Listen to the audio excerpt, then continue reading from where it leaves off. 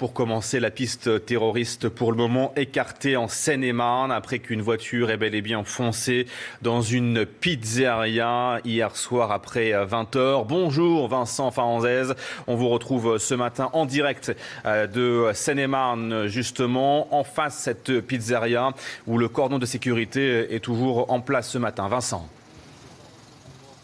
Absolument, vous le voyez derrière moi, c'est ici sur la terrasse de cette pizzeria qu'a eu lieu l'attaque hier soir. Pizzeria qui est entièrement bâchée ce matin, sûrement pour permettre aux enquêteurs d'effectuer les dernières constatations. Le cordon de sécurité, le dispositif de sécurité est très largement allégé par rapport à hier soir. En tout cas, il était ici aux alentours de 20h15 lorsque cet homme né en 1985 fonçait au volant de sa BMW sur la terrasse de cette pizzeria que vous voyez derrière moi. Ce serait un acte délibéré. Selon les premiers éléments de l'enquête, la thèse de la perte de contrôle du véhicule est ici très peu probable. L'homme était sous l'emprise de stupéfiants. Il a été interpellé très rapidement après l'attaque. Il n'avait pas d'arme dans sa voiture et ses propos en garde à vue sont très confus. Il a dit avoir fait une tentative de suicide dimanche dernier. Il voulait tout simplement tenter de récidiver hier soir. La piste de l'attaque à caractère terroriste est donc pour le moment écartée. Il devrait en tout cas y avoir une reconstitution de l'attaque cet après-midi. Vincent, ce qu'il faut aussi rappeler ce matin, c'est que le bilan est lourd.